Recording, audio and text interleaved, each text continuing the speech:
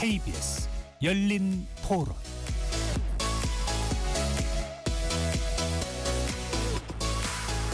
안녕하십니까. KBS 열린 토론 배종찬입니다. 일본의 다카이치 총리가 던진 정치적 승부수가 통했습니다. 며칠 전 치러진 일본 총선에서 집권 자민당이 역대급 승리를 하며 전국 주도권을 장악하게 됐습니다. 특히 이번 선거 결과 자민당이 중의원 전체 의석 3분의 2 이상을 확보하면서 단독으로 개헌 발의가 가능해진 상황입니다. 다카이치 체제의 우경화 행보에 가속 페달을 달게 됐다는 분석도 나오고 있는데요. 정상 간 셔틀 외교 복원으로 다져진 한일 관계에도 변화 가능성이 점쳐지고 있습니다. 자민당 압승이라는 일본 총선 결과의 의미와 파장, 특히 우리나라를 둘러싸고 있는 동북아 정세에 미칠 영향 전망해 보겠습니다. KBS 열린 토론 지금부터 시작합니다. 치열한 토론 속에서 더 나은 세상을 찾아갑니다. 올바른 세상을 만드는 첫걸음. 평일 저녁 7시 20분 KBS 열린 토론. KBS 열린 토론 함께해 주실 전문가 두 분 소개합니다. 이창민 한국외대 융합 일본 지역학부 교수 나오셨습니다. 네, 반갑습니다. 이창민입니다. 진창수 세종연구소 수석 연구위원 자리해 주셨습니다. 네, 고맙습니다. KBS 열린 토론 문자로 참여하실 분은 샵 9730으로 의견 남겨주실 수 있고요. 단문 50원, 장문은 100원의 정보 이용료가 붙습니다. KBS 1라디오의 모든 프로그램은 유튜브에서도 함께 할 수 있으니까요. 많이 들어와 주시고 구독 꾹 눌러주시고 좋아요도 많이 보내주시면 좋겠습니다. 자, 첫 번째 주제입니다. 무엇보다도 이번 중의원 선거의 결과 상당히 놀랍습니다. 이 무려 전체 3분의 2 이상 316석을 차지했는데 실제로 이 비례 의석은 더 차지할 수 있었는데 예비 리스트가 추가로 없어서 네. 16석을 헌납했다는 이야기까지 나올 정도입니다. 자리는 확보했는데 줄 사람이 없어서 자리를 못 주는 상황까지 벌어졌는데 진 교수님, 네. 진 박사님 우선 일본 총선 결과 어떻게 보시는지. 그러니까 일본 정치 구조가 크게 변했다 이렇게 말씀드릴 수 있습니다. 대체적으로 단일 정당이 중의원에서 3분의 2 의석을 넘은 것은 전후에서 처음이다 이렇게 말씀드릴 수 있죠. 그러니까 민주당 시절에 2009년 민주당 시절에 308석을 민주당이 차지한 적이 있었는데 이 이후에 316석 이상을 310석 이상을 차지한 정당은 전후에 없었던 거죠. 이런 의미에서 압승이라고 이야기할 수 있고 역사적 승리라고 이야기할 수 있습니다.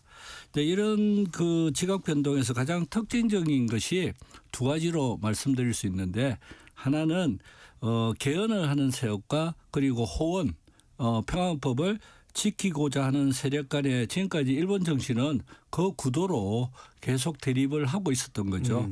이런 전후 정치에 종지부를 찍었다 이렇게 말씀드릴 수 있고 보수적 색채가 강한 다카이치 총리에 맞서서 출범한 중도 개혁 연합은 현실적으로 이 다카이 총리의 반대표를 수용하지 못했다. 이런 의미에서 호원대 개헌의 대립구조가 종식을 했다. 그리고 또 하나는 다카이치 총리의 이미지 선거였다. 그러니까 이미지를 중심으로 해서 정책 논쟁은 사라지고 사나이냐 아니냐의 단순한 구도만이 선거를 지배했다. 이렇게 말씀드릴 수 있습니다. 한마디로 다카이치 선거였다 이렇게 말씀 주셨는데 여전히 이 교수님 연립정부는 가동이 되는 거죠. 이거 합하면은 350석이 넘습니다. 네네. 오늘 사실 그 진창수 총영사님 나오신다고 하셔가지고 네. 제가 고민을 많이 했습니다. 왜요? 이분이야 최고 전문가시니까 저는 좀 다른 얘기를 해야 이 겹치지 않을 것 같아서 고민을 했는데 방금 이제 질문 주신 내용 관련해서 저는 약간 다른 시각에서 말씀을 드리면 이번 선거 총선 결과는 일본 리버럴 정치 세력의 소멸 이라는 키워드를 좀 봐야 된다. 첫 번째는 1955년에 일본 정치가 보수를 대표하는 자민당, 그다음에 리버럴계의 사회당이 대립하면서 소위 말하는 55년 체제가 만들어졌죠. 아까 이제 우리 진총영사님도 말씀하셨습니다만 그러다가 이제 2009년에 리버럴 세력이 민주당을 통해서 한때 정권 교체까지 이뤄냈었습니다. 그러니까 이제 전후 한 70년 동안 이 리버럴 세력은 평화헌법, 뭐 사회복지 이런 가치로 자민당의 독주를 견제하는 역할을 쭉 해왔는데 말씀하신 것처럼 이번에 154석 네. 사실상 여당이 공교롭게도 중도개혁연합이 118석을 잃었습니다. 지난 그 선거 전에 비해서. 그런데 자민당은 또 118석을 얻었어요. 굉장히 공교롭게 겹치는 숫자고 충격적인 거는 중도개혁연합이 지역구에서 딱 7석밖에 못 얻었습니다. 완전 소멸이죠. 그러니까 이게 지금 그 비례까지 합쳐서 49석인 거예요. 지역구에서 완전히 초토화됐고 그다음에 자민당 내부에서도 리버럴이 몰락했다. 자민당 내부도 사실은 리버럴한 성향을 가졌던 요시다 라인, 경제를 중시하고 뭐 평화주의 지향, 이 요시다 라인이 지고 아베 다카이치로 대표되는 자립적 우파 노선이 주류가 됐다.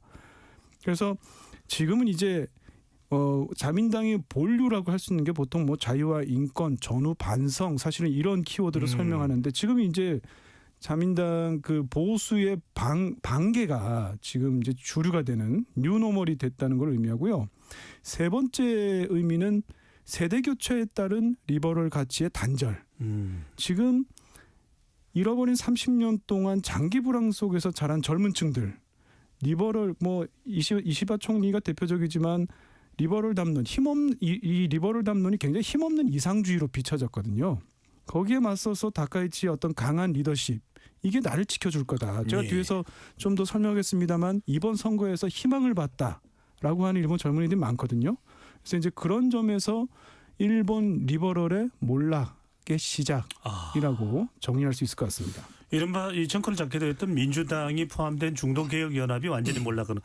일본도 이 교수님 짧게만 여쭤보면 이 지역구는 소선거 우리처럼 한 명만 선출하는 네. 겁니까?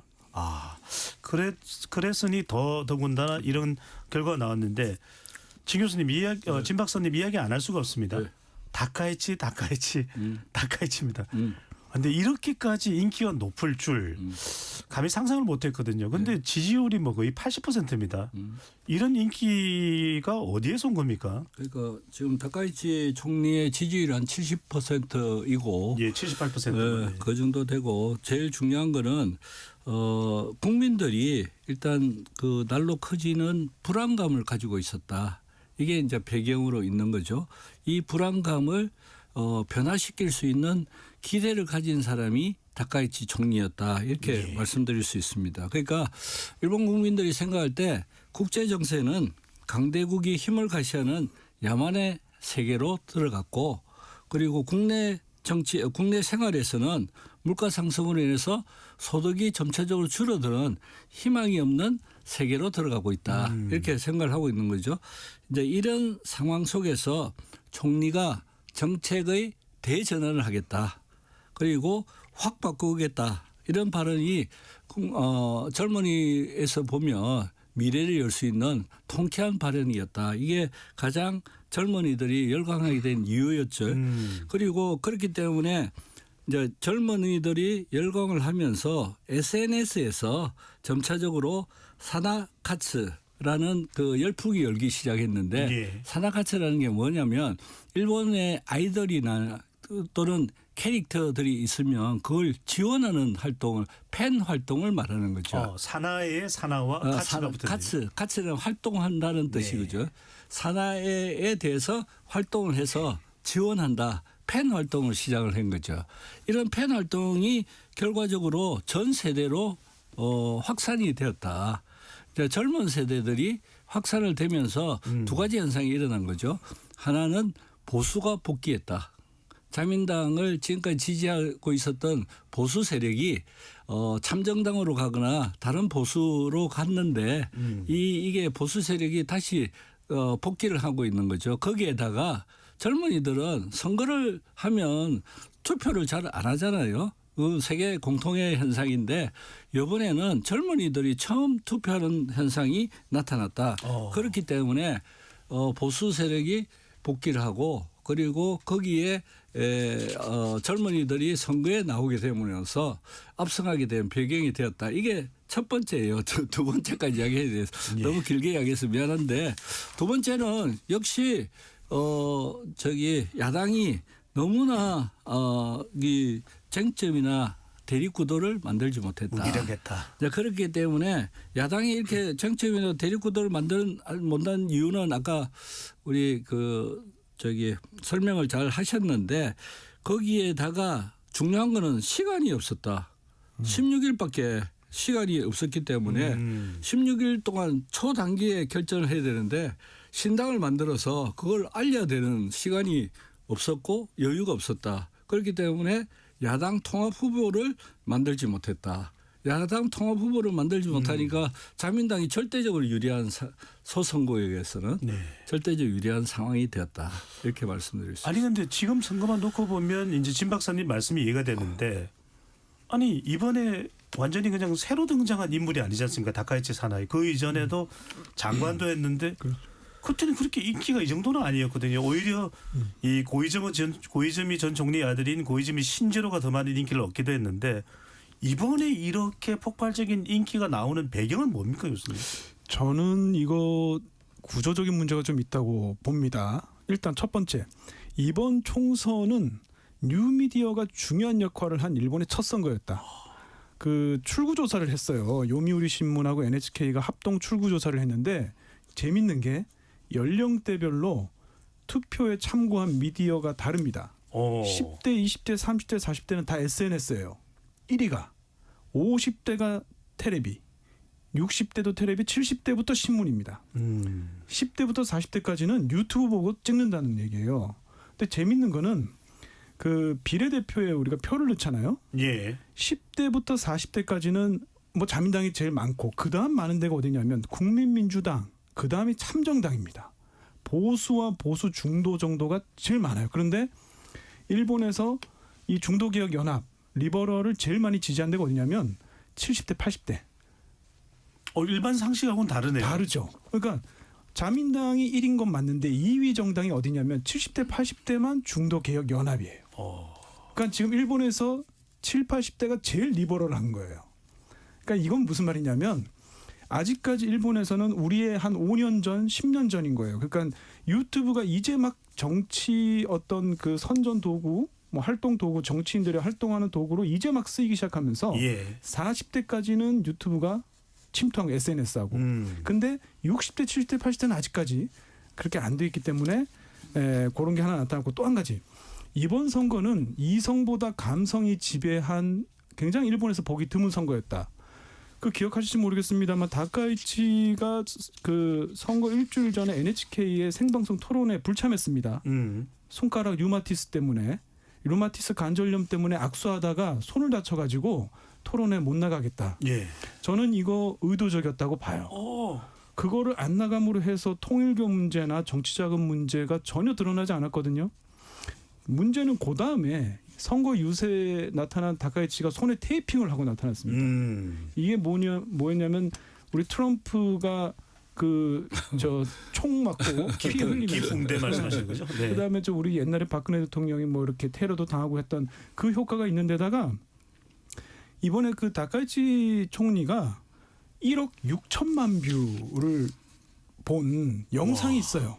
이게 엄청난 숫자인데 30초짜리입니다. 이 짧기 때문에 제가 읽어드릴게요. 뭐라고 나오냐면 도전하지 않는 나라의 미래는 없습니다. 지키는 것만 해서는 희망이 없습니다. 도망치지 않겠습니다. 흔들리지 않겠습니다. 결단하겠습니다. 노력하는 사람이 보상받는 사회, 힘든 이들을 도와줄 수 있는 사회, 꿈을 가지고 일할 수 있는 사회, 일본을 강하고 부유하게 이렇게 딱 얘기하거든요. 30초짜리인데 굉장히 울림이 있어요. 그러니까 일본 청년들이 이걸 보고 가슴이 웅장해졌다고 얘기하는 거예요. 이런 감성 정치가 일본에 사실은 그동안 별로 없었거든요.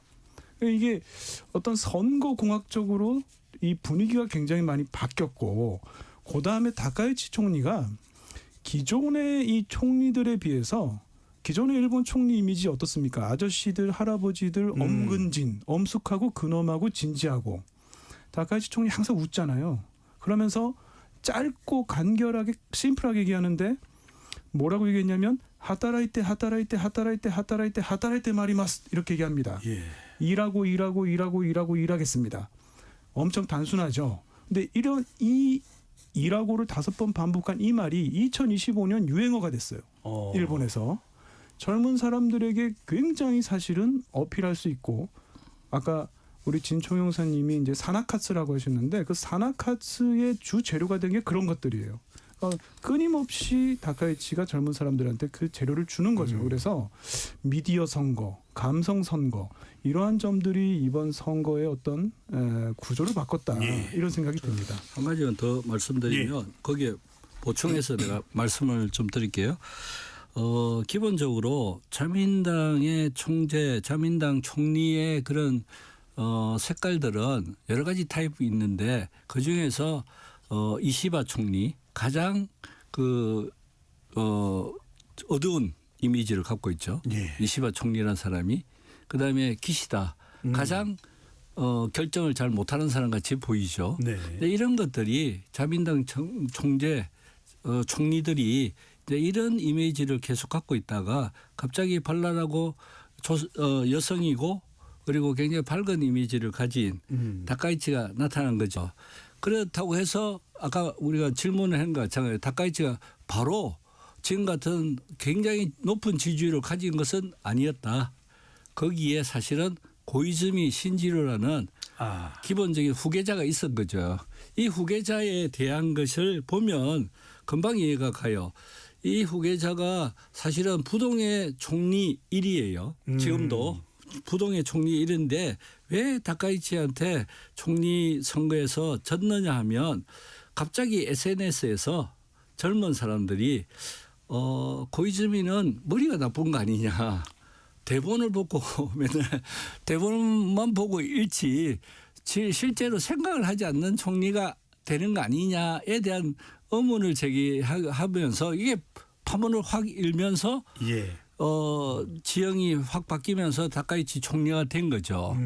그러고 나서 이제 다카이 총리의 그 밝은 모습이 아까 이야기 하타라이테 이렇게 이야기한 거 일하면서 본인이 열심히 일한다는 것을 어필을 한 건데 예. 그와 동시에 이 밝음이라는 것이 앞으로 미래를 밝게 해주는 거 아니냐.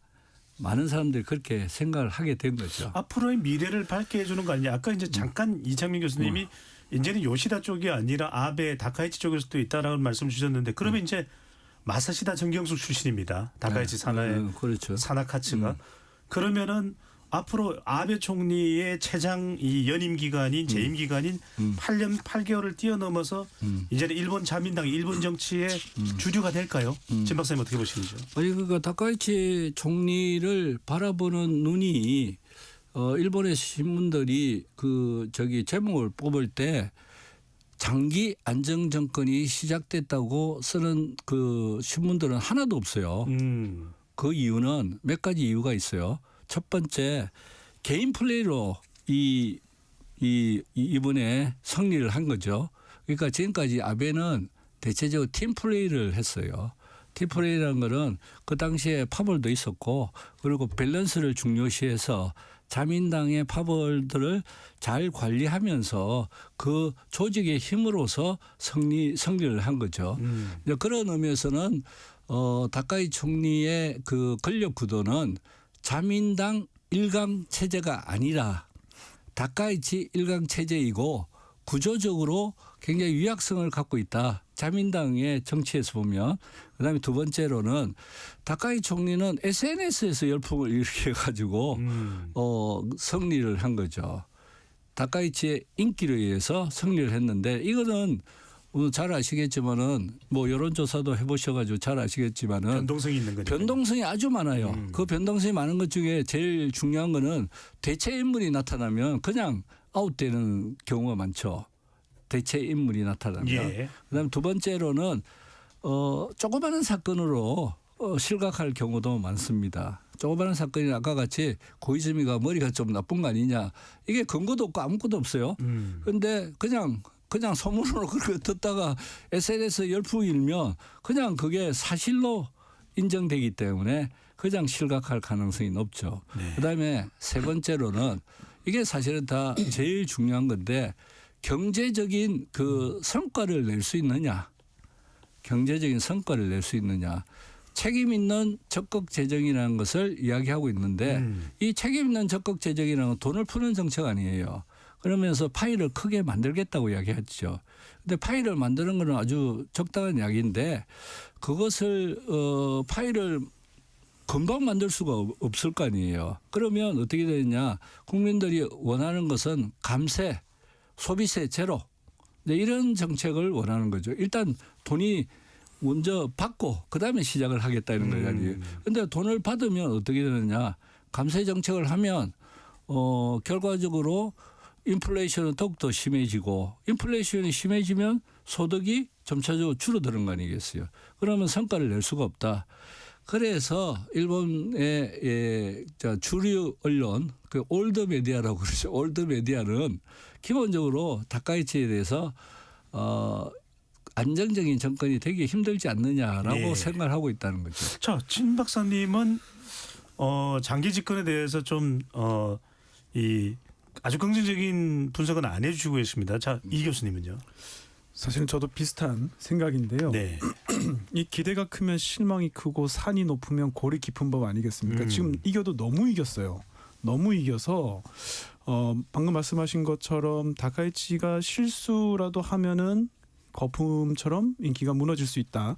아까 고이즈미가 써준 대로 읽어서 이미지가 안 좋다고 하셨는데 이 다카이치는 또 그걸 극복하기 위해서 써준 대로 안 읽고 자기 머리로 생각해서 얘기하다 또 말실수가 많습니다. 중일 갈등을 불러일으킨 대만 유사도 사실은 말실수에 가깝고 얼마 전에 엔저 호쿠호쿠 이것도 말실수거든요. 호쿠호쿠가 뭐냐면 싱글벙글이에요.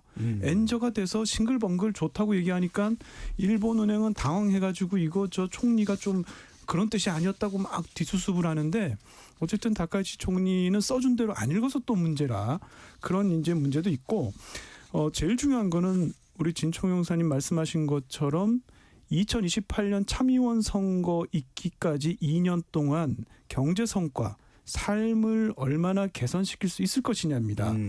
그래서 제가 이제 청취자분들 참고하시라고 정확하게 기준을 말씀드리겠습니다. 다카이치가 실각 끌어내려질 수도 있고 성공하느냐 실패하느냐는 딱 이걸 보시면 됩니다. 명목 경제 성장률하고 예.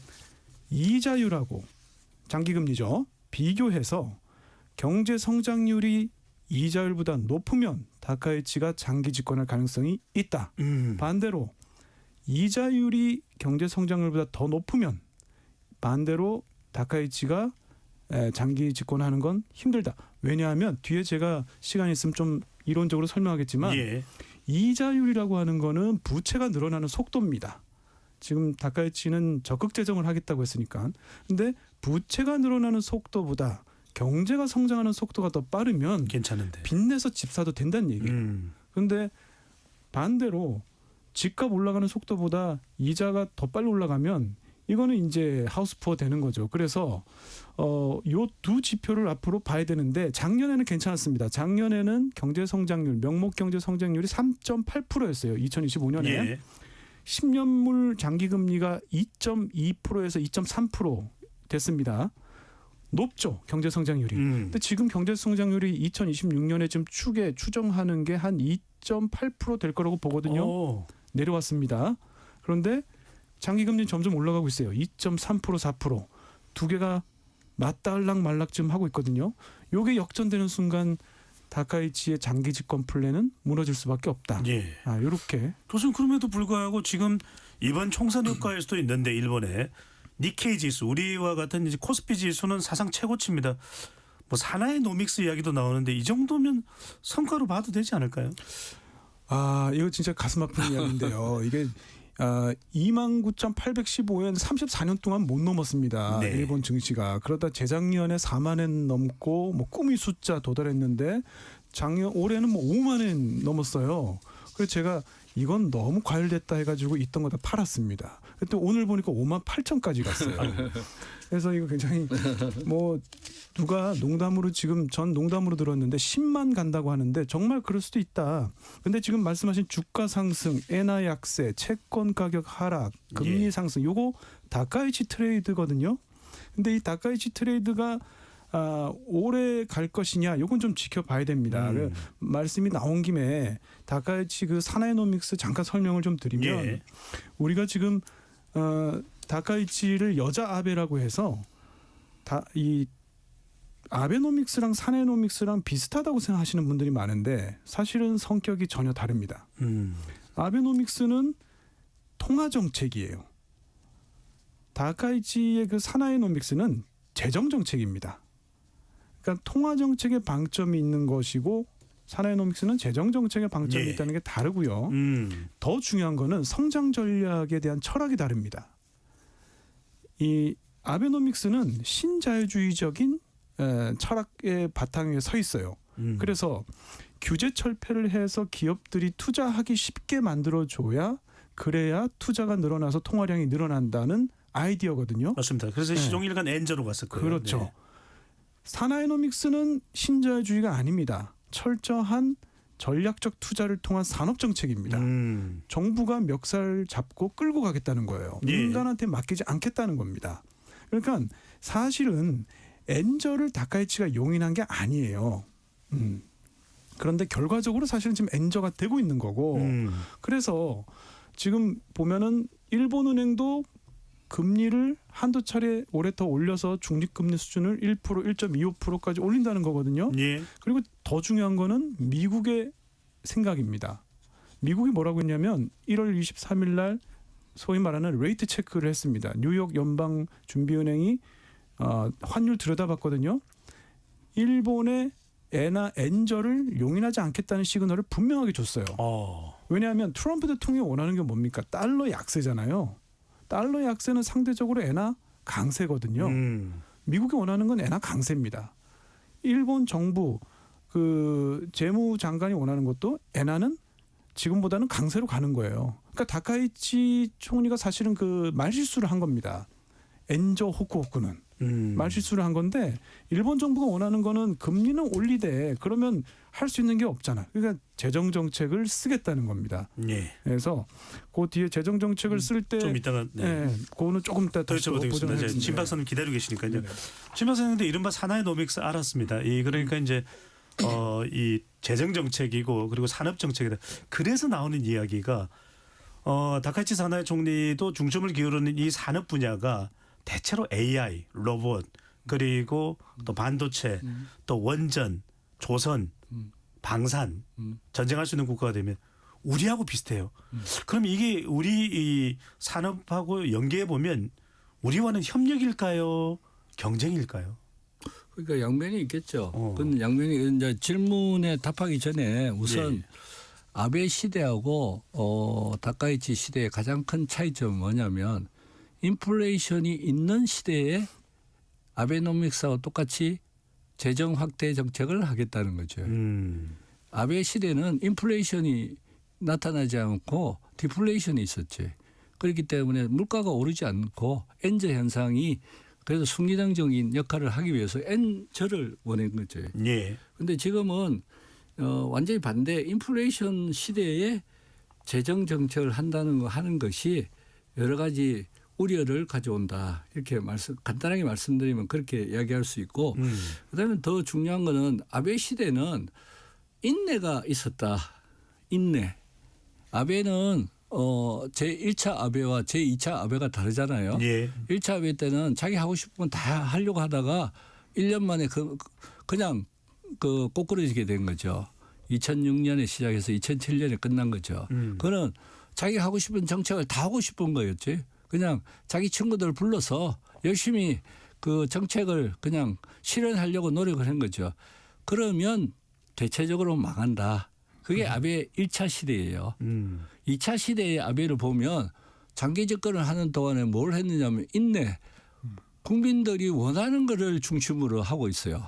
그래서 경제 정책을 위주로 해서 그 아베노믹스를 했고 그러다 보니까 이 아베노믹스가 결과적으로 국민들한테 계속 생활의 향상을 가져온 거죠. 특히 지방에 있는 사람들, 그다음에 젊은층들이 계속 취직을 할 수 있게 된 거죠.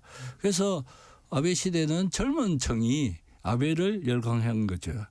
네, 이런 현상을 보면 기본적으로 다카이치는 인내가 없어요. 기본적으로. 왜 인내가 없느냐.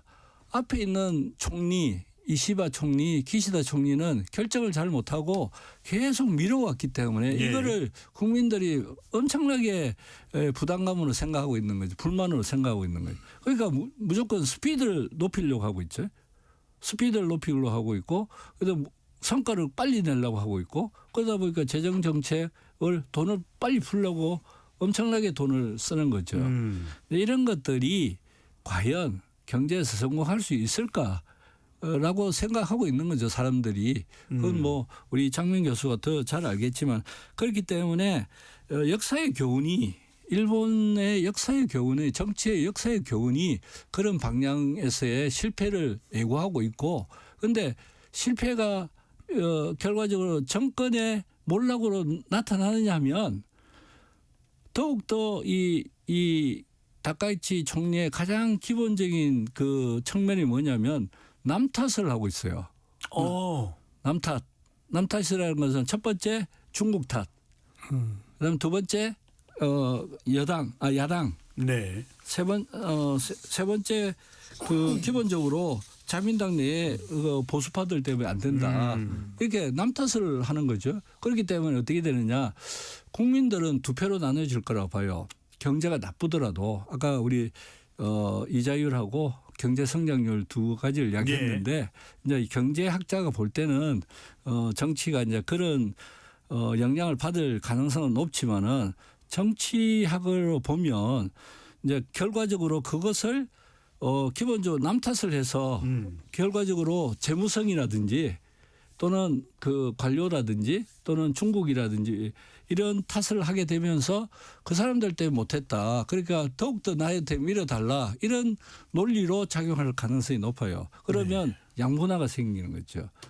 정치에서 양분화가 생겨요. 한쪽은 다카이치가 성과를 못 내서 변명을 하고 있구나 이렇게 생각하고 한쪽은 아니다. 다카이치는 열심히 하려고 그러는데 아까 이야기했던 일을 열심히 하려고 그러는데 뜻대로 안 된다. 뜻대로 안 된다. 그래서 알겠습니다. 이제 그런 역학이 생기면 좀 더 아까 장기 집권을 이야기를 했는데 예. 좀 더 진행될 수도 있다. 예. 이 교수님 그런데 그래도 인기는 초절정이고 일본이 잃어버린 30년 부동산 경기 침체로 유발된 일본의 이 침체 성장을 바꿀 수 있는 사람이 속도전을 하고 있는 다카이치다라는 평가도 없지는 않습니다. 예. 그 질문 바로 앞에 우리 배동찬 진행자님께서 이제 사나이노믹스 수혜주가 뭐가 있겠나 하는 질문도 있었는데 그거 엮어서 같이 말씀을 좀 드리면 뭐 다 이제 질문하시면서 말씀을 다 하셨는데 일단 다카이치가 지금 돈 쓰려는 게 아무데나 쓰는 곳이 아니고 딱 핵심 전략 산업에 쓰겠다는 거거든요. 처음 AI 반도체에 쓰겠다. 뭐 라피더스, 도쿄 일렉트론, 어드반테스 같은 이런 반도체 관련 기업들이 엄청난 수혜를 보게 되겠죠. 예. 일본은 사실은 지금 현재로서는 40나노까지밖에 생산을 못하는데 그걸 지금 3나노, 2나노까지 일본에서 다 생산하겠다는 거 아닙니까?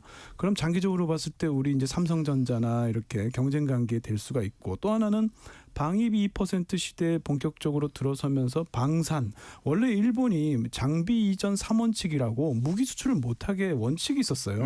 그거 손보겠다는 겁니다. 그러면 원래 일본이 무기를 잘 만들거든요. 미쓰비시 중공업, 가와사키 중공업 이런 기업들이 이제 세계적인 어떤 방산 업체로 성장하면서 우리 K 방산 업체하고 또 경쟁을 또 하게 되겠죠. 예. 그 다음에 또 하나 중요한 게 일본이 완전히 탈원전에서 원전으로 확 돌아섰습니다. 왜냐하면 AI를 하려다 보니까 원자력이 필요하거든요. 전력이 많이 듭니다. 그렇죠. 그러니까 히타치, 도시바, 도쿄전력 이런 기업들 또 엄청나게 또 지원을 받고 있거든요. 해외 원전 수주 시장에서 우리 체코, 폴란드 진출해 있잖아요. 우리하고 부딪힐 겁니다. 그럼 이제 이렇게 해서 다카이치 총리의 이 사나이노믹스의 이 성패를 좌우할 변수가 뭐냐? 아까 제가 뒤에서 이론적으로 조금 설명드리겠다 그랬는데 다카이치 총리 주변에서 지금 사나이노믹스를 만든 브레인들이 주장하는 거는 일본 국민들이여 가스라이팅에서 벗어나자입니다. 어떤 가스라이팅이냐? 네. 일본은 1990년대부터 지금까지 계속해서 균형재정을 얘기해왔다. 근데 진짜 균형재정이 중요한가? 정작 필요할 때 빚을 내서 투자하는 게 더 중요할 수 있다. 이거 빚 내는 거 두려워서 투자 못하면은 이거는 뭐 죽도 밥도 안 되는 거다라고 얘기하는 게 지금 이 사내노믹스 만든 이 주변 브레인들이에요. 이론적 근거가 뭐냐? 총채무 보지 말고 순채무 보자. GDP의 250% 정부가 부채 지고 있다라고 얘기할 때 그 250%라는 총채무입니다. 숫자는 총채무죠. 네. 그게 왜 중요하냐는 거예요. 순채무가 더 중요하다는 겁니다. 그럼 총채무와 순채무가 뭐가 다르냐? 순채무는 총채무에서 정부가 보유한 금융자산을 뺀 겁니다. 제일 큰 게 외환 보유고 그다음에 연기금, 뭐 정부가 가지고 있는 주식, 대출 채권 이런 거 다 빼면 GDP 대비 순채무 비율이 80%인데 이건 미국보다 낮은 수준입니다. 그거랑 또 하나 아까 말씀드린 것처럼 경제학자 중에 도마라는 사람이 있습니다. 그러니까 칼 도마 할 때 도마가 아니고 그냥 사람 이름이 도마인데 네. 이 도마의 정리라는 도마를 게 있는데, 이해했습니다. 네. 도마의 정리가 있는데 이게 뭐냐면 기초 재정 수지가 균형이 되면 아까 말씀드린 거 명목 경제 성장률이 2절보다 높으면 부채 걱정할 필요 없다는 거예요. 근데 지금 일본이 올해 내년 중에 아마 기초 재정 수지가 플러스에서 흑자로 전환된다는 추정이 나와 있거든요. 아까 말씀드린 것처럼 빚이 늘어나는 속도보다 경제 성장하는 속도가 빠르면 일본 정부가 겁내서 빚을 안 질 이유가 없다라는 겁니다. 지금은 그 조건이 성립을 하는데 근데 다만 문제는 이거죠. 경제 성장률이 금리보다 높은 상관이 없는데 이게 영원할 것이냐. 불안하다는 거죠. 일본 역사를 보면 이게 실현됐던 적이 그렇게 많지 않습니다. 결국에는 경제 성장률과 금리의 이 갭이 좁혀질 텐데 그래서 다카이치가 금리를 낮추자고 주장하는 겁니다. 아하.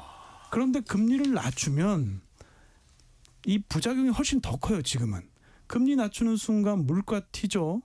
그다음에 뭐 채권 가격 뭐 저 폭락하죠. 인플레죠. 네. 인플레 일어나죠. 그러니까 이걸 지금 열심히 주변에 이 브랜드들이 설득을 하고 있는 겁니다. 금리는 건드리면 안 된다고. 그래서 하여튼 그 사나이노믹스의 성패를 좌우하는 건 아까 말씀드린 것처럼 경제 성장률과 2절 간의 관계를 지금 앞으로 잘 지켜보면 되겠다. 이 예. 말씀을 드립니다. 사실 이 다카이치 사나에는 상당히 강경파입니다. 뭐 극우까지 해당되는지는 모르겠습니다만 이제는 316석의 자민당문으로 네. 더 강해진 사나이입니다. 그러면 이제는 대외 정책이 어떻게 되나? 특히 이제 한일 관계에서는 이 신사참배, 야스쿠니 신사참배, 강제징용, 독도 문제, 위안부 문제. 진 박사님 어떻게 보십니까? 얼마 전에 이재명 대통령을 만났던 대로 좀 유한 다카이치 총리일까요? 발톱을 드러낼까요? 그러니까 일단 이제 이렇게 이론적으로 말씀을 드리면 일단 국제 환경의 변수를 먼저 봐야 되고 그다음에 두 번째 국내 정치를 봐야 되지 않겠어요? 근데 국내 정치는 안정적인 정권이 된 거죠. 언제까지냐? 2018년 참여연 선거까지. 2028년. 18년이죠. 28년. 2000 올해가 26년이니까요. 26년이니까 28년이 미안합니다. 네. 2028년 참여연 선거까지 7월 달까지예요. 7월 달까지는 선거가 없어요. 선거가 없기 때문에 자신의 국내적인 정책은 다 할 수 있는 거죠. 그런데 국제 환경이 문제예요. 국제 환경이 일단 첫 번째 핸디가 중일 관계가 갈등 관계로 계속될 가능성이 높다. 그렇기 때문에 중국의 견제를 계속 받을 가능성이 높아요. 압력도 계속 받고 중국은 미국이 사실은 4월 달에 미국과 중국이 서로 이제 그 정상회담을 하잖아요. 미중 정상회담이 베이징에서 있습니다. 베이징에서 있는데 그 정상회담에서 기본적으로 타협의 무드가 강해질 거라는 것이 예측이잖아요. 그런데 미국도 자기 편은 안 들고 중국은 계속 그걸 알고 있기 때문에 일본은 계속 괴롭힐 거예요. 이런 상황이 진행되는데 한국과의 관계를 갈등의 관계로 간다는 것은 일단 기본적으로 전략적으로는 생각할 수 없다. 그런 의미에서는 기본적으로 한일 관계는 일단 다카이치의 정책 중에서 안보 정책이라는 것은 앞으로 정서적으로 대립을 할 가능성도 있지만은 안보 정책이라는 것은 예를 들어서 헌법 개정을 한다든지 헌법 제정을 해서 전쟁을 할 수 있는 국가가 된다든지 예. 또는 안보 3법을 개정한다든지 그다음에 방위 산업을 수출할 수 있게 만들다든지 이런 것들이 우리의 정서하고는 사실은 좀 더 배치되는 부분이 있기 때문에 약간의 갈등의 요소는 있으나 전반적으로 보면 핸디가 일단 중국 있고 그다음에 미국도 있고 이렇기 때문에 기본적으로 한일 관계는 관리할 수밖에 없다. 네. 그래서 다카이치가 다케시마의 날에 대신을 보내겠다고 장담을 했는데 예. 이번에는 좀 하기가 힘들지 않겠느냐라는 게 예측이다 이렇게 2월 22일이 그래서 진 박사님 말씀대로 중요할 수 있는데 좀 동북아 정세를 생각한다면 한국에 대해서는 계속 지속적으로 유연한 관계일 것이다. 이창민 교수님 어떻게 보시는지요? 예, 저도 뭐 100% 동의하는 사실은 입장입니다. 이 다카이치 총리가 취임 전에는 굉장히 강경한 얘기를 했습니다. 그 작년 9월에 죄송합니다. 자민당 총재 선거 과정에서 맨날 한 얘기가 그거였거든요. 정무관이 아니라 강요가 참석해야 된다. 다케시마의 날에. 네, 독도입니다. 네. 네. 그러니까 정무관은 차관보고 강요는 장관이죠. 차관보가 갈 자리가 아니고 장관이 가야 된다라고 그랬는데 그래서 이제 저희가 2월 22일을 좀 예의주시하면서 이제 보고 있는 건데 1월 8일에 올해 1월 8일에 좀 의미 있는 니케 신문에 컬럼이 실렸어요. 네. 뭐라고 나왔냐면 미들 파워 연계라는 내용으로 이 컬럼이 실렸는데 2월 22일 시마나의 현 독도의 날, 그러니까 다케시마의 날에 한국을 자극하지 말라는 컬럼이 나왔습니다. 사실은 이게 일본의 오피니언 리더들 대부분 이 방향성에 대해서 지금 컨센서스가 있거든요. 그래서 다카이치를 주변에서 말리고 있는데 지금 다카이치가 대승 압승을 거두지 않았습니까? 굳이 외부의 이 외교 전선을 중국에서 더 확대하면서까지 내부의 표를 단속할 필요가 지금은 없기 때문에 다카이치 입장으로서도 뭐 더 이상 한국과의 관계를 뭔가 긴장 관계로 가져갈 유인이 없고 저는 사실은 근데 더 중요한 건 이거 같습니다. 아베 신조 전 총리하고 이 다카이치 사나이 총리는 본질적으로 다르다. 아, 같은 여성 아베가 아니라는 말씀이신가요? 아니다. 왜냐하면 아베 신조 같은 경우에는 가문 대대로 내려오는 보수의 수건을 완성해야 된다는 거의 종교에 가까운 신념이 있었습니다. 외할아버지 키시노부스케가 미일 안보 조약을 개정하고 뭐 헌법 수정해가지고 일본을 보통 국가로 만들어야 된다. 이게 유훈이잖아요. 손자인 내가 이뤄야 된다는 어떤 가훈, 뭐 숙명 이런 느낌이 있었어요. 그런데 다카이치는 그렇지 않습니다. 다카이치는 우연히도 아베와 당선 동기로 정치를 하면서 아베로부터 많은 것들을 배우고 닮아갔지만 아베의 신념하고는 본질적으로 다릅니다. 좋게 얘기하면 실용주의. 네.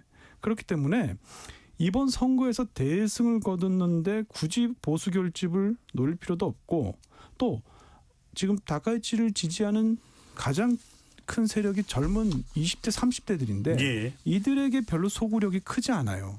그런 거 할 필요 없고 오히려 경제정책, 생활 밀착형, 뭐 감세, 그 기름값 깎아주는 거 이런 게 훨씬 더 소구력이 있기 때문에 한국과의 갈등, 긴장을 조성해서 얻는 게 하나도 없다. 그래서 네. 저는 뭐 아까 말씀하신 것처럼 2028년 참의원 선거까지도 그런 일은 없을 것 같고 참의원 선거에서 만약에 다카이치가 좋은 성적을 거두면 장기 집권으로 가면서 한국하고는 장기 이 좋은 관계를 굉장히 오래 예. 끌고 갈 수 있을 것 같다 이런 생각이 듭니다. 자, 이제 외교 관계에서 볼 때는 이제 낙관적으로 보셨는데 문제는 이제 이 이슈입니다. 방금 전에 이제 진 박사님도 말씀을 해주셨긴 했습니다만 2월 20일 독도 다케시마의 날에 누구를 보내는지 더 중요한데 더 중요한 것은 바로 평화헌법 개정입니다. 전쟁할 수 있는 국가.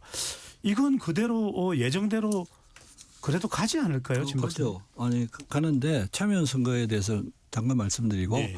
참여연 선거는 2028년 7월 달에 참여연 선거를 할 때는 6년 전에 참여연 선거를 했을 때를 보면 그때는 아베 시대예요. 아베 시대 때 72석이라는 굉장히 지금까지 아주 압승을 한 거예요. 그렇기 때문에 이번 참여연 선거는 이제 이전 그러고다 3년 뒤에 또 참여연 선거가 있잖아요. 그때는 48석으로 참패를 했어요. 그래서 과반을 못 갖게 된 거죠. 예. 자민당이. 그런 의미에서 참여연 선거에서는 78석이라는 나름대로의 굉장히 앞서간 선거로 가기가 어렵다 이렇게 봐야 돼요. 그러니까 2028년은 그렇기 네. 때문에 헌법 개정이라는 것이 이슈가 나왔을 때 과연 3분의 1을 통과할 수 있을 것인가에 대해서 일단 의문을 가질 수밖에 없다. 이렇게 먼저 말씀드리겠습니다. 그런 의미에서 이제 이 헌법 개정은 기본적으로 중의원과 참여연에서 3분의 1을 가져야 되는데 현재도 참여연에서 2분의 1도 가지지 못하고 있고 네. 그리고 3분의 1을 가지기 위해서는 결과적으로 2028년에 승리를 해야 되잖아요. 3분의 2 이상으로 여당이 그럴 가능성이 지금으로서는 매우 희박하다. 그러면 어떻게 되느냐. 다른 정당들한테 굉장히 호소를 해서 기본적으로 그 사람들을 끌어들여야 되는 거죠. 예. 그런 의미에서 다카이치 총리도 야당하고 신중하게 말씀을 나눠서 진행을 해 가겠다고 그렇게 이번 2월 9일 날 그 총리 연설에서 말을 한 거죠. 예. 그런 의미에서는 헌법 개정은 한국에서는 굉장히 우리가 당장 이루어질 것 같이 말을 하고 있지만은 알겠습니다. 기본적으로 과반을 넘어야 되고 3분의 1을 넘어야 되고 그다음에는 이제 국민 투표가 있는 거죠. 네. 국민 투표에서 2분의 1을 넘어야 되니까 그런 의미에서 시간이 좀 더 걸릴 가능성이 높다. 그런데 이 교수님 우리 일부 시간이 좀 지나겠는데 이건 좀 여쭤봐야 될 것 같습니다. 그러니까 전쟁할 수 있는 국가는 그 이전에도 다카이치 총리가 이야기를 했던 부분이고 정치인으로서 또 이제 무기까지 수출할 수 있는 국가로의 변신을 꾀하고 있고 미국의 상원에 해당되는 참의원에서 부결되더라도 중의원으로 와서 3분의 2만 넘으면 재의결되지 않나요? 그렇지 않습니다. 이게 아닙니까? 개헌은 예. 3분의 2가 넘어야 되고요. 지금 예. 이제 아까 우리 진총 선생님 말씀하신 게 참의원 같은 경우는 좀 헷갈리는 게 6년 임기인데 3년에 절반씩 바뀌니까 지난번 선거나 지지난번 선거를 고려하면 2028년 선거에서 대승을 해도 사실은 3분의 2 넘기 어렵다 이 말씀이셨고 그다음에 이제 그걸 넘더라 하더라도 예. 연합을 해서 넘더라 하더라도 끝에 걸리는 건 국민투표에서 절반이 넘어야 되는데 지금 사실은 국민들한테 설문조사를 해보면 시대 변화에 맞춰서 헌법을 개정해야 됩니까? 이런 질문을 하면 보통 한 70% 가까이 뭐 해야 된다고 다 답을 합니다. 예. 그런데 질문을 좀 바꿔서 평화헌법 구조를 개정해가지고 자위대를 국방군이나 군대로 명기해야 됩니까?라고 하면 야 그건 좀 아닌 것 같다. 한 40% 30%로 쭉 내려가요. 그러니까 무슨 말이냐면 대부분의 국민들이 개헌은 해야겠지만 전쟁 가는 국가가 되는 거는 불안하다라고 하는 이중 심리가 있거든요. 그래서 결과적으로 이 개헌은 사실상 쉽진 않다. 이게 말씀드릴 수 있을 것 같습니다. 네, 알겠습니다. 더 또 이 다카이치 강력한 시대가 열린 부분에 대해서는 2부에서 더 깊숙이 들어가 보겠습니다. 잠시 참여연의 로고 듣고 2부로 돌아오겠습니다.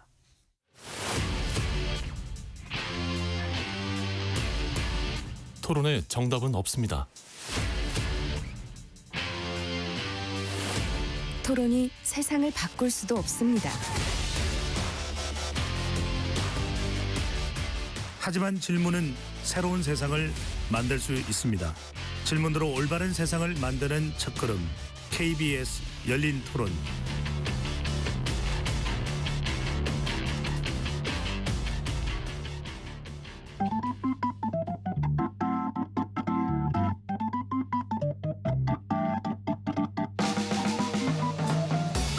세상을 바꾸는 질문, 열린 토론이 시작합니다. KBS 열린 토론은 언제나 열려 있습니다.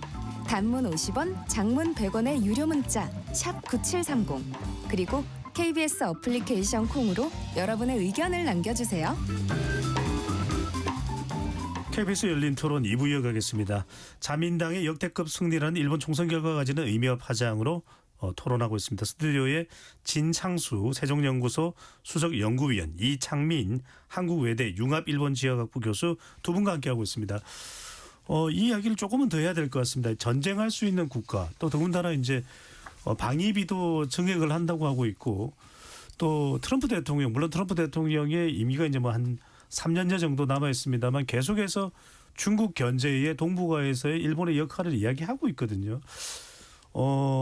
그래도 이 평화헌법에 대한 개정 시도를 다카이치 총리가 할 것으로 예상이 되는데, 진 박사님은 조금 전에도 말씀하셨지만 당장에는 1, 2년 내로는 개정은 어렵다고 보시는 겁니까? 네, 아니 저는 다카이 총리는 아까도 이야기했잖아요. 결단을 내려서 스피드를 올리는 사람이기 때문에 헌법 개정에 대해서도 적극적으로 할 거예요. 그러면 일단 헌법 개정이 적극적으로 되면 국내에서 국회에서 위원장을 바꾸고 헌법 개정하는 위원장을 바꾸고 네. 그리고 그 위원장을 통해서 참정당하고 또는 다른 정당을 같이 이렇게 헌법을 찬성하는 그 그룹이 있으니까 정당들이 있으니까 그 그룹들이 신속하게 일단 그 중의원에서 3분의 1을 획득하고 그리고 나서 상황에 따라서는 차면 선거가 일어나지 않더라도 3분의 1을 획득할 수 있는 정당 구조를 만들어서 예. 그러면서 적극적으로 하려고 그럴 거예요. 그런데 문제는 그것을 할 때 첫 번째 문제가 동일한 안을 만들어야 되는 거 아니에요. 국회에서 동일한 안을 만드는데 헌법 구조에 대해서 자위군이라는 군대를 하자는 것에 대해서는 자민당과 유신의 당이 다 인정하고 있어요. 예. 그런데 집단적 자위권에 그런 것을 인정하느냐 인정하지 않느냐 이게 제일 중요한 거예요. 집단적 자위권을 인정하면 동맹관계가 돼서 전쟁도 할 수 있고 그런 건데 집단적 자위권을 인정하느냐 인정하지 않느냐에 대해서는 정당들 간에 좀 온도차가 있어요. 예. 이게 아까 우리 이창민 교수가 말했듯이 국민들도 온도차가 있는 거죠. 여기에 대해서는 굉장히 좀 신중한 것이 현재 일본의 국민들이죠.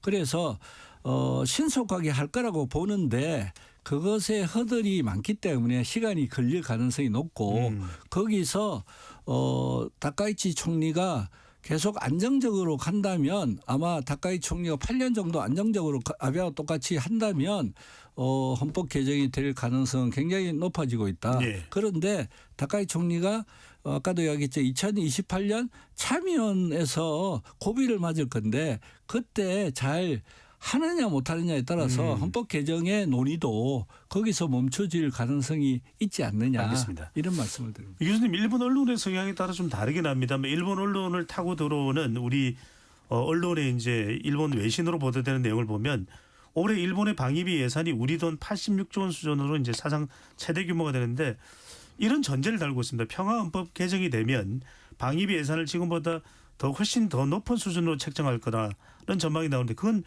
일본 내의 언론은 그래도 다카이치 이 총리가 이번에 거둔 총선을 생각한다면 상당히 이 헌법 개정이 좀 속도를 낼 거다 이렇게 보고 있는 겁니까? 속도는 뭐 낼 거라고 보지만 뭐 우리 진 위원님 말씀하고 계시지만은 현실적으로 벽이 많아서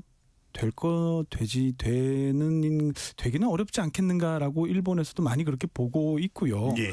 근데 이제 말씀하셨으니까 만약에 평화헌법이 개정이 된다면 방위비 예산이 지금보다 훨씬 늘어나는 거는 맞고요. 전후 80년 동안 유지해온 어떤 전수방위, 방어 전용이라고 하는 원칙을 사실상 폐기하고 군사 대국으로 이제 전환을 재정적으로 뒷받침하겠다는 거 아닙니까? 일본은 사실 1976년 이래로 방위비를 GDP 1% 이내로 제한을 해왔거든요. 거기에 이제 주변국의 반발이나 어떤 자국 내에서도 군국주의의 부활에 대한 우려 이런 걸 막는 심리적 마지노선이었는데 지금은 2026년 그 1분기 뭐 안으로 해서 GDP 2% 맞추겠다는 얘기 아닙니까? 그런데 만약에 이 평화헌법을 개헌을 하게 되면 이 자위대가 아니라 이제 군지가 인정을 받게 되고 예. 방위비 책정 기준이 바뀝니다. 방어를 위한 최소한이 아니고 국가 전략에 필요한 수준이죠. 그러면 외부 상황에 따라서 예산이 무제한으로 늘어나는 거고요. 그다음에 반격 능력이 아니고 선제 타격 전력을 구축을 하게 되는 거죠. 헌법 개정이 된다면 지금도 86조 원 예산 안에 그 토마호크 미사일이나 뭐 12식 지대함 미사일 요게 장거리 미사일이거든요. 예. 근데 헌법 개정을 하게 되면 이 장거리 미사일뿐만이 아니고 뭐 항공모함, 핵추진 잠수함 같은 공격용 하이엔드 무기 체계를 갖추게 된다는 거거든요. 그다음에 아까도 이야기가 나왔습니다만 다카이치 총리가 지금 적극 재정의 포인트가 어디냐면 AI하고 원자력하고 방산이에요. 그러니까 방위비라고 하는 거는 단순한 어떤 비용이 아니고 사실 성장 동력이거든요. 일본에서. 그래서 방위비 증액을 하게 되면 일본의 미쓰비시 중공업, 가와사키 중공업 이런 기업들이 제일 수혜를 보게 되고 막대한 정부 자금이 거기에 들어가게 됩니다. 그러면서 이제 헌법적 제약이 사라진 상황에서 일본은 전 세계 방산 시장의 거물로 갑자기 등장을 하게 되는 예. 거거든요. 그래서 다카이치 입장에서는 이런 것들이 경제 성장 전략하고도 맞물려 있기 때문에 단순히 방위비를 뭐 올려서 어떤 뭐 외교적, 안보적 의미도 있지만 사실은 더 나아가서 경제 성장 전략하고 연계가 아하. 굉장히 중요한 포인트가 된다. 산업적 이유가 더 클 수도 맞습니다. 있다. 자, 그런데 총선 승리 이후에 다카이치 총리가 이제 기자회견을 하면서 진 박사님 그런 얘기를 합니다. 한미일 동맹도 이야기합니다. 그리고 필리핀, 호주 이야기도 합니다. 이게 약간 해양 세력과도 관련돼 있을 수 있는데 군사 대국화는 일본의 이 미래상을 그러니까 미국의 일종의 현재까지 왔던 보조자 역할을 의미하는 건지 아니면 정말 2차 대전 때처럼 독자적으로 군사 대국화에서 영향력을 행사할 수 있는 그 주도권을 쥐는 역할까지도 내포하고 있는 건지 어떻게 보시는지요? 그러니까 이게 보조자냐 주도권을 내는 그냐에 명확하게 답하기는 어려운 것이 아직까지 그런 그 상황까지 일본이 가 있지 않기 때문에 일본 자체가 어떻게 생각하냐면 이번 미국과 일본의 정상회담에서 한 것을 보면 세계를 경영하는 공동 경영자로서 일본이 열심히 하겠다 이렇게 이야기를 했어요.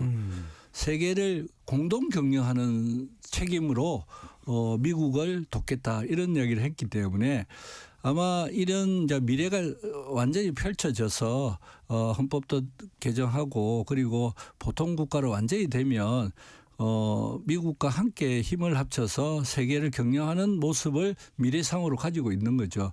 그럼에도 불구하고 주도권을 정말로 미국의 지금의 현재의 주도권을 갖고 있는 군사적인 안보 상황에서 일본이 사실은 보조적인 역할을 할 수밖에 없는 것이 현실이다 이렇게 봐야 되겠죠. 그래서 헌법 개정 이꼴은 군사 대국화다 이렇게 이야기하면 많은 것들을 놓칠 수 있습니다.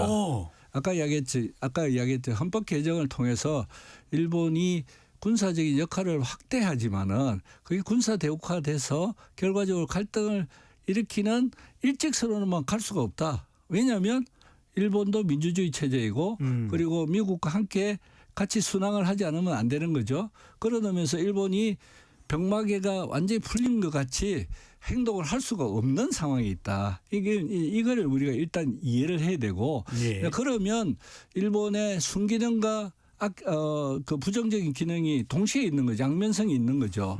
부정적인 측면은 군사 대국화로 간다든지 아니 군사 군비를 확장하면 군비 경쟁이 동아시아 생기고 그러면서 불필요한 코스트를 통한 자극들이 생길 가능성이 높아지는 거죠. 이거를 어떻게 사실은 공공재 역할로서 일본의 역할을 만들었냐는 우리의 역할도 굉장히 중요하다 이렇게 보는 거죠. 예. 자, 그런데 이 교수님 방금 전에 이제 진 박사님 말씀은 다카이치 총리는 미국과 공동 경영을 하겠다라는 얘기를 했지만 사실상 보조자 역할일 거라고 했는데 그럼 이제 미국이 그걸 받아줘야 되는데 트럼프 대통령이 다카이치 총리의 선거 승리는 축하한다고 하면서 빨리 투자한다는 돈 빨리 보내라 관세 합의 이행하라 그러면서 오름장을 놓았습니다. 이거 어떻게 봐야 됩니까? 예, 이게 전문 용어로 얼르면서 때리는 전술이죠. 네. 한 손으로는 얼르고 한 손으로는 때리는. 이게 사실 뭐 트럼프 대통령이 거래적 외교 스타일이기 때문에 충분히 예상 가능한 뭐 전개이기는 한데 뭐 이게 이 자리에서 이런 말씀을 드리는 게 적합할지 모르겠습니다만은 한국도 일본도 사실은 솔직히 이야기해 보면 지금 지연 작전을 쓰고 있는 건 맞다. 아, 네. 일본도 5,500억 달러, 한국 3,500억 달러 엄청나게 큰 돈이기 때문에 네. 이거를 한 번에 투자를 하는 건 굉장히 부담이 돼서 어떻게든지 조금 지연을 사실은 하고 기다리고 있습니다. 뭘 기다리고 있느냐? 지금 2월 말 3월 초에 아마 관세 부과에 대한 연방 대법원의 판결이 나올 거고요. 좀 미뤄질 거라는 이야기도 네, 나옵니다. 뭐 좀 미뤄질 수도 있고 네.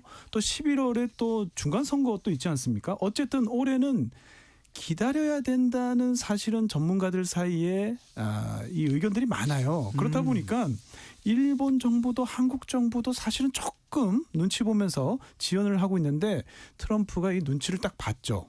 안 되겠다. 한국 딱 관세 올리고 일본은 한 대 때리고. 그 일본은 그걸 왜 때렸냐? 그 3월 19일 날 미일 정상회담이 워싱턴에서 있습니다. 선물 가져와라. 준비해와라. 내가 시간 줄 테니까 딱 시그널을 주는 거죠. 근데 다카이치 제가 지금 들은 바에 따르면 일본에서는 그에 적합한 합당한 선물을 준비해야 된다라고 지금 분주한 것 같아요. 예.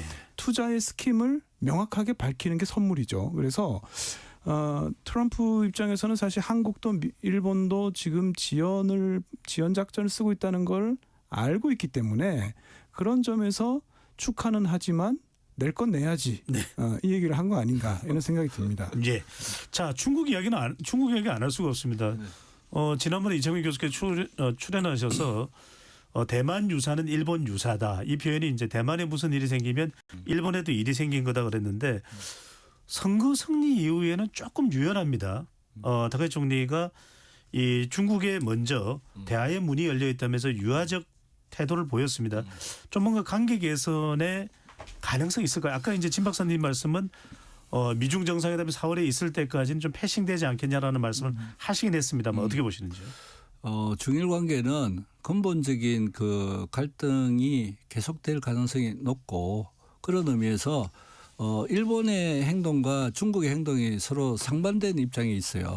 일본은 되도록이면 중국을 자극하지 않고 현재에서 유화적인 제스처를 취하면서 중국과 잘 가겠다는 것을 계속 이야기하고 있죠. 근데 문제는 일본이 아니에요. 중일 관계는. 중국이 이걸 받아들이냐 안 받아들이냐에 따라서 달라지는 거죠. 중국은 전혀 받아들일 생각이 없어요. 왜 그러냐. 다카이치 총리라는 것은 사실은 우파 정치인 중에서 최후의 1인이라고 할 수 있어요. 왜냐하면 지금 다카이치 총리보다 더 우파 정치인은 없어요. 기본적으로 일본 정치권에서. 그런 의미에서 이참에 이 우파 정치인의 행동을 제약하지 않으면 기본적으로 일본을 제압하는데 문제가 생길 거라고 중국은 생각하고 있다. 이게 근본적으로 깔려 있어요. 그래서 다카이치 총리에 대해서 사실은 다카이치 총리가 자기가 미스를 했다고 거의 인정하는 거랑 마찬가지거든요. 인정을 했어요. 사실은 일본 내에서는. 그럼에도 불구하고 전혀 그걸 받아들이고 있지 않는 이유는 두 가지 이유. 하나는 현재의 일본의 우파의 진영들이 갖고 있는 여러 가지 생각들은 중국이 절대 용납할 수 없다는 것을 시그널을 보내고 있는 거예요. 네. 그와 동시에 그리고 앞으로 일본은 중국의 수하에 있다. 이걸 보여주고 싶은 거예요. 그러니까 이제는 일본이 제패하는 시대는 끝났고 예. 중국이 이제는 이 동아시아는 중국의 시대다 이런 것을 알겠습니다. 보여주기 위해서 네. 적극적으로 나올 가능성이 높다. 이 교수님은 어떻게 보십니까? 당분간 중일 관계 회복은 좀 힘들다고 봐야 될까요? 중일 관계 회복은 힘들 거라고 생각이 됩니다. 이거는 중국 측 말씀하신 것처럼 중국 측의 요인이 좀 있을 것 같고 저는 그렇지만 중국이 이번 총선 결과를 보고 좀 당황하지 않았나. 왜냐하면 지금 제가 찾아보니까 중국의 그 관영통신 신화사에서 뭐라고 냈냐면 예. 정치적 깜짝 쇼와 도박의 승리다. 환구시보는 또 이렇게 얘기했습니다. 일본이 잘못된 길로 계속 간다면 큰 대가를 칠 것이다. 근데 이제 아시다시피 중국의 이 언론이라는 게 사실 검열이 있으니까 이게 사실은 정확한 어떤 여론을 반영했다고 보기는 어렵고 저는 아마 중국이 이렇게 이야기한 것과 달리 좀 당황하고 있을 거다고 생각을 합니다. 왜냐하면 방금 우리 진 의원님께서 말씀해 주셨듯이 다카이치는 일본의 마지막 어떤 우파 예. 우익 이 정치인이다. 그 얘기는 중국은 다카이치가 총리가 됐을 때부터 마음에 들지 않았어요. 이걸 어떻게 좀 끌어내리고 싶었었는데 중국이 굉장히 체면을 중시하지 않습니까? 10월 31일 날 경주에서 에이펙 회담할 때 중일 정상회담 한 이후에 다음 날 다카이치 총리가 린신이 대만 대표를 만나면서 자기 X에 올리고 SNS에 올리고 온갖 이걸 다 한 게 중국 외교관들의 심기를 굉장히 건드렸습니다. 예. 이게 시진핑의 어떤 그 체면을 구겼다는 거죠. 그래서 벼르던 중에 일주일 뒤에 11월 7일 국회에서 대만 유사 발언이 나온 거거든요. 울고 싶은 아이 뺨을 때린 겁니다. 그래서 중일 갈등이 거기서부터 계속 에스컬레이터 돼가지고 지금 히토류 1100종류의 전략물자 수출 규제 할까 말까 지금 중국이 만지작거리고 있는 겁니다. 지금 하진 않았습니다. 이렇게 한 이유가 뭐냐면 일본에게 경제적 타격을 직접 주진 않지만 공포심을 심어줌으로 해서 일본 내 기업인들하고 온건파들이 불만을 막 제기해서 다카이치 총리를 좀 끌어내리고 싶었던 건데 이게 갑자기 반중 결집으로 다카이치 승리로 나타나니까 알겠습니다. 당황스러운 거거든요. 네네. 그래서 뭐 이거 그렇게 이어지지 않을까. 이 중일 갈등은 앞으로도 우리 이제 마무리를 해야 될 시간이 돼서 두 분께 다 기회를 드려야 되는데 시간상 진박님께만 좀 여쭤봐야 될 것 같습니다. 일본에서 총영사까지 지내셨으니까 1분 정도밖에 시간이 없는데 자 이런 상황에서 더 강해진 다카이치 총리 우리가 기존대로 그냥 외교를 가면 되는 겁니까? 또 이재명 정부는 실용 외교인데 어떤 정책을 염두에 둬야 될까요? 그러니까 지금 이재명 정부가 해야 될 일 중에 하나가 전략적 소통이다. 이렇게 이야기할 수 있어요. 왜냐하면 전략적 소통이라는 것은 국제관계에서 이 다카이 총리가 기본적으로 안보 정책에서 강경한 입장을 갖고 있고 그걸 급속하게 진행을 하게 되는 거죠. 그러면 한국과 협력의 부분이 분명히 있을 뿐만 아니라 충돌할 부분도 생길 수밖에 없는 거죠. 이거를 관리하기 위해서라도 기본적으로 다카이 총리하고 전략적 소통을 일본과 한국은 전략적 소통을 확실히 해야 되고 그와 동시에 신뢰관계를 회복하기 위한 여러 가지 민간 교류도 확실히 해야 된다. 알겠습니다. 자 양면이 다 있기 때문에 그 부분을 대비할 필요가 있다는 말씀을 해주셨습니다. KBS 열린 토론 이것으로 모두 마무리하겠습니다. 오늘 함께해 주신 이창민 한국외대 융합일본 지역학부 교수 진창수 세종연구소 수석연구위원 두 분 말씀 고맙습니다. 네, 감사합니다. 고맙습니다. 지금까지 KBS 열린 토론 배종찬이었습니다.